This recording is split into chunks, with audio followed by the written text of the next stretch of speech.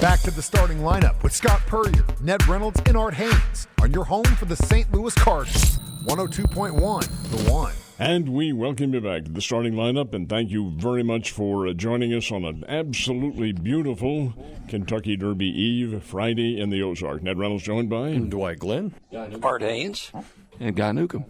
There you go. And Mr. Haynes, is Art Haynes with us? Yes. Okay. This level of the starting lineup being brought to you by Play It Again Sports in the Fremont Shopping Center, Battlefield in Fremont, Springfield. Great deals, folks. Stop on down there this weekend. This weekend, Play It Again Sports. Love to see you. Come on and make some of the trading deals they have there. Marshfield Chevrolet at the I-44 exit of I-44, obviously. Then a couple of left turns, and you're right there at Marshfield Chevrolet. Citizens Bank of Rogersville with 2 routes. That's what they have instead of branches. Routes. One of them adjacent to Highland Springs, and the other is in Rogersville itself. And Swing Right Golf at the south end of Campbell Avenue, just a little bit north of Nixa. We have a special guest with us on the line, and we have been talking, had Coach Keith Gutton on with us just a short time ago. Art Haynes, of course, is joining us, and our special guest is a gentleman who has called his share of baseball games and other events for the Gamecocks of Jacksonville State, Mr. Mike Parris. And Mr. Parris, thank you very much for taking time to be with us. Thank you, sir. I greatly appreciate it. I've heard a little bit about your show, so this is a treat for me. We try hard. We also advise people how to make bets and things like that, which is not always accurate, but we at least give it a shot anyway.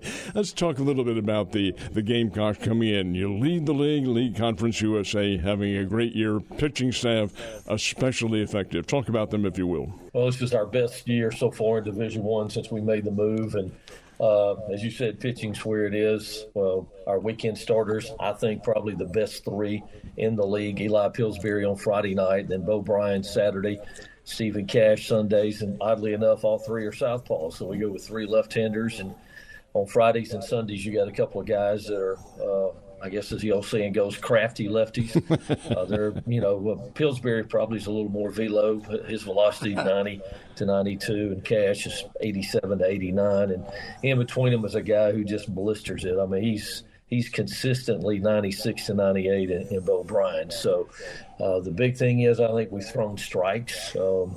As far as strikeouts, I think we lead the league, top 15 in the country in strikeouts per 9 innings, and only give up about 7 hits per game. Now, having said that, based on what I know about Missouri State and the Bears numbers, what's that old saying? The irresistible force meets the immovable object this weekend, because they're very offensive. So this will be a fun weekend. It really should. Mike, when I was a kid growing up, and we had pitchers like Kurt Simmons and Harvey Haddix and people like that, they were stylish left-handers. Yes. Yeah, okay, gotcha. Exactly. Arthur, go ahead. So, Mike, how is the Gamecock team offensively? We're not bad. The one thing that probably was a concern going in, we don't have that big booming bat in the middle of the lineup.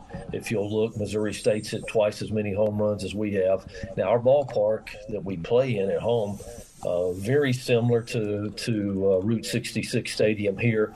Pretty good size. It's 330, 335 down the lines, and then 400 and 403 actually to center. So that's one reason we don't hit a whole lot of home runs. But we've been able to manufacture runs. I've never seen so much bunting in my life as I have this year. We lead the league. I think we're top 3, top 4 in the country, and we haven't bunted as much as of lately. But we don't necessarily play for the big inning. We manufacture runs, second in the league in stolen bases. So we're going to run. We're going to bunt some, and then we've got some guys that can hit home runs, but it's just nothing. As you look at the lineup, I think 3 guys double-digit homers already for Missouri State. We don't have anybody in Jacksonville State right now with double-digit home runs.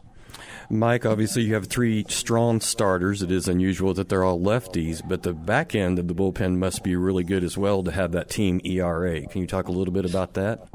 Yeah, Skylar Hutto, second in the country with 10 saves. He's a guy that's really blossomed throughout the season. Started his career, never pitched at Alabama. Started his career there and then went to junior college, so we got him out of JUCO. He's been terrific. Jackson Sleeper's a guy that's now 3 years in the program. When he came in as a transfer from Christian Brothers, He was a starter in Steve Beezer's first year 3 seasons ago, and then moved to the bullpen. And last year was great at the back end, and he's more or less become the setup guy for Hutto right now. He got a 2.5 or 2 1/3 inning save last weekend. So those two guys have been great. Maddox McDougal's sort of been the lone guy out of the bullpen if a starter runs into trouble, and those 3 guys have been good, and a couple of young guys now. Judd Files and Chase Horst have really picked it up as well. So probably looking for 1 or 2 other guys here in the last 3 weeks that can help us as we get to tournament time. Mr. Beezer brought up, Mr. Parris, I should say, brought up an interesting name with Beezer, and you might think this is familiar. Well, it is. He's the same coach and head coach at Missouri several years ago before he came down to Jacksonville State. How many years has he been down in Jacksonville now? This is year 3 for him at our place, and we knew him. You know, he was at SEMO, played at SEMO, Correct. Ended up being an assistant, then a head coach at SEMO before the Mizzou gig. So he was familiar with us, and we were familiar with him. And it was funny going in last night for practice. Guys tried to figure out where the locker room was and everything, and he was telling everybody where to go because he's been here several times in the past at SEMO and with Missouri. He is a baseball guy. You know, he's incorporated analytics, but also he's got some old school to him as well. Arthur? Mike, I think something that really got everybody's attention was when Jack State beat Auburn. Yes, it was a fun time. That's one of those from my perspective, selfishly speaking, with what I do. That was a fun night. We lose to Alabama twice. I did not do the game in Tuscaloosa because of the crossover between basketball and baseball, and that was a midweek game, and I had basketball going on, so I missed that one. And when they came to our place, they had a solo home run in the top of the ninth that turned out to be the difference of the game. We lost to them by a run, but we could easily won both of those. And everything just went our way at Auburn that night. You know, they're top 5 in the country, and I think they've got strength of schedule or RPI. I think they're number 1, number 2 in the nation. So anytime you can beat anybody in the SEC, but especially when you go to their place and you run rule them, bus ride home was real nice that night. Mike, you mentioned off the air before we came back that this is not your first rodeo with Jacksonville State. Can you tell us a little bit about your career there? Well, as I told somebody the other day, I know where the bodies are buried, where the skeletons may be. I've been around so long. This is year 43, so I go back to the days of our Division II days, and we had tremendous amount of success in basketball, baseball, and football back in the D3 days. Up until just a few years ago, we were the only school that had won a national championship in an NCAA championship in what I'll call the Big 3 sports. Florida has since done that too. So when we made the move roughly 30 years ago to Division I, we had some growing pains.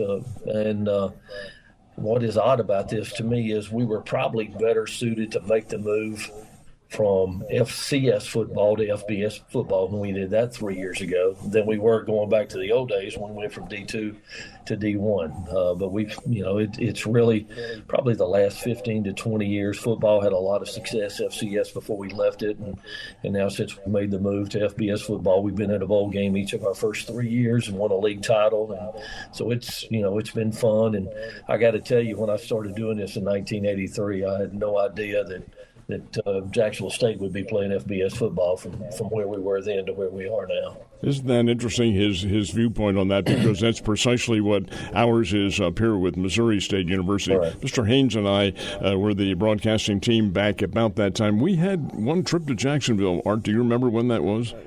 Yeah, it would have been probably early to mid-'90s. Jesse? You're exactly right. We made the move. We transitioned for 2 years in 93 and 94. In fact, in 93, I think we came here and played at Plaster Field in 93, that first year of transition for us, or Plaster Stadium, I guess is what it was. And when we were here in basketball back in February, it's the first time I'd been by the stadium since then. I think we came a couple of times mid to late 90s in there that we came here, and you guys came to our place a couple of times. And our stadium's a little bit different than what it was at that time. So interesting that you have that perspective on there. Your thoughts upon entering what used to be called Hammons Field is now Route 66 Stadium, upon entering it yesterday.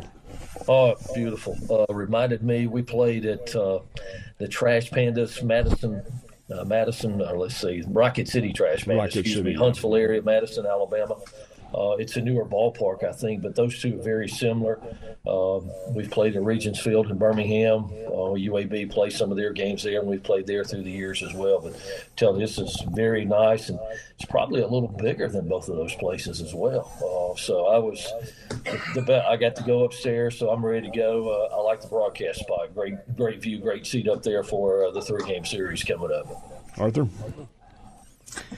Yeah, Mike, tell us a little bit more about Jacksonville State, the enrollment, and I know your geographic location there in northeast Alabama, but, I mean, there are a lot of schools around. Kind of how's the constituency for the university? Well, I guess the best way to put it would be a regional university. Well, we had 10,000 students this year for the first time. That's been a goal. And enrollment has steadily been climbing. Some people have said the front door of your university is your athletics program with the success that we've had in making, as I said, 3 straight bowl games, FBS level, a couple of times NCAA tournament, and we haven't been in an NCAA baseball regional since 2019. But the last time we were in one, got to a regional final at Ole Miss in 2019. So, like a lot of schools in the Southeast, we got to deal with the big boys. Alabama and Auburn both are within 2 hours of our place, and that hurts us quite honestly to some degree. But we've carved out our niche and a pretty good deal with that. And again, the success that we've had obviously plays a part in that. And as we talked about earlier, anytime you can beat them, and our best chance to beat them, quite honestly, is in baseball. We've played Auburn one time since we moved up in football and lost in overtime. Should have won the game, and they were ranked number 6 in the country at that time when we played them. They were not the number 6 team in the country at the year's end. But we should have won it and got beaten overtime. So they're on the schedule, I think, coming up in a couple of years. And from my standpoint, growing up in the South and, watching SEC football and whatnot, I'm originally from the state of Georgia. So from, just selfishly speaking, that's been fun for me to be able to go to these places and other places around the country where we've played in football and basketball, and baseball as well for that. So it's I've got to see some places probably thanks to this that I would not have been able to see. Was your college education in Georgia? Started out at West Georgia, as a matter of fact, but ended up I got the job at Jacksonville State, so went from there. So you've been there a long time at Jack State. 43 years. I started in 1983, football and basketball and baseball. And when we were the OVC, the Ohio Valley Conference, we played a lot of doubleheaders. So for a number of years in there, I was doing doubleheaders in basketball with all the women's games as well. Now, do you do the TV work at all, or does that go to another announcer? No. You may be familiar with Eli Gold. Very much so. NASCAR guy, of course, at Alabama. He does our ESPN Plus stuff, football, basketball, and baseball. Is he up here? I have the face for radio. That's why they let me do it. Is he up here this weekend as well? No, sir, no. He just it's strictly home events with ESPN Plus. Arthur? He has, I think it was last year because of, as a matter of fact, it was conflict with our bowl game. He filled in a basketball game that I couldn't get to last year because of our bowl game, and that would have been the 24 season actually. So, well, that's quite a prestigious announcer to have involved with your program. Sure is. We talk frequently about some things, and I've been blessed. I knew him from his NASCAR days because we're right there next to Talladega, 25 miles from our campus, so got to know him during that time. I also think, if I'm not mistaken, that he did a little bit of the St. Louis Blues in hockey, too, for a short time. I think so. He's done some hockey. He's originally from New York, so, he grew up, I think, doing hockey. Maybe it was where he started, as a matter of fact. Have you tried that yourself? I'm sorry? Have you tried hockey? No, sir. No. When I grew up near the Atlanta area, so I used to go watch the old Atlanta Flames play. I did see them during that time before they moved, but I've never done any hockey. I guess the only outlet where I've stepped out a little bit, I know nothing about soccer, but I did some soccer a few years ago. We had when they first started doing the video web stream and whatnot, I did some soccer at that time. So, and I've done volleyball on the radio before from an NCAA regional a couple of times for us. So that was interesting. The soccer program at Jacksonville State, how big a deal is it to the public? We only have women's soccer, so we're still building upon that. I'll put it that way. We've had a little bit of success going back to the OEC days and making the move to Conference USA. I think the guy that we've got now, I think we're on our way up is what we are. Did you have to change your football schedule a whole deal when Louisiana Tech bailed out? It changed it to some degree. There's one you don't play, so I thought maybe we weren't playing Liberty, and I thought maybe that would get changed, but it did not. We're still not playing Liberty, and I think our homecoming game – actually, we were supposed to play Louisiana Tech in our homecoming game, and that was the day the Sun Belt had them scheduled at Troy. So we were trying to figure out how they were going to play 2 games in the state of Alabama at one time that day. But it changed it some, but we had 6 home games scheduled before, and we still got the 6 games. So some people don't like it, but I do some things on the side. I retired actually as a full-time employee from the university roughly 4 years ago, and so now that I have retired and only doing the radio broadcast, I got a little side hustle with some radio station guy in our area across the state line in Georgia, and we're right on the border on 7 stations. So I do some high school stuff on Friday. So with us playing midweek games, that's opened that door and made that a little bit easier to be able to do that. And I sort of like the games on Wednesday nights or Thursday nights, or Tuesdays and Wednesdays, I guess I should say. I'm not a fan of Friday night college football. I don't think colleges should play on Friday at all. I don't like that. And but the Tuesday, Wednesdays, it is different, and we're the only game in town most of the time. So it's nice from that standpoint. And that opens up your weekend. Yes, sir, it does. Gives me, in the old days, I didn't get a chance to listen to other guys or watch other games or anything. And now, the weekends, it's sort of – it's a little different to be able to sit down as a college football fan and watch games on Saturday or listen to guys around the country. Do you personally identify with Alabama or Auburn? No, sir. Neither of the state schools.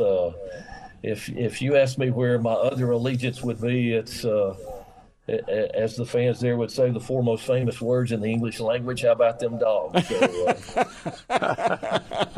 and I grew up listening to Larry Munson, so I think he's one of the all-time greats, obviously, and brought a lot of excitement through the years to the Georgia people and whatnot. So, big Braves fan. I know that's not good to say in this part of the world. That's all right. I can't get used to seeing all these Redbirds around here. I'll just put it like that. So, but I've been a big Braves fan and all my life too. So. And you have a Missouri State product who is Rookie of the Year with the Atlanta Braves, who's doing very well. Do you know, I did not realize until this week that Drake Baldwin played here in Missouri State. I did not even know that. But he is killing it. He's having a great year. He's great. From all accounts, from the stuff I've read and things that I've heard, he's a solid young man too.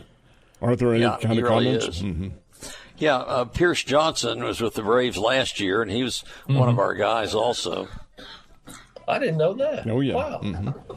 Well, you got, 3 or 4 guys in the big leagues right now? Got 4. Jake Berger of the Rangers and Drew Millis of the Nationals. Okay.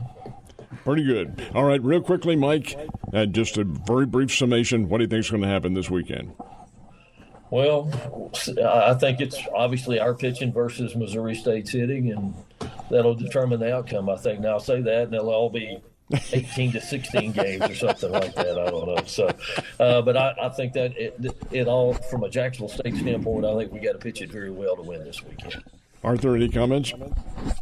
No, just looking forward to a good weekend of baseball. And it will be. Mike Parris, thank you very, very much for taking time to visit with us.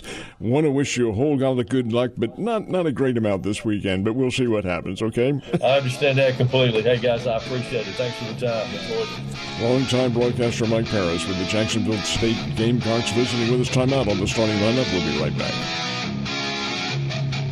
You're listening to the starting lineup with Scott Purrier, Ned Reynolds, and Art Haynes on 102.1 The One.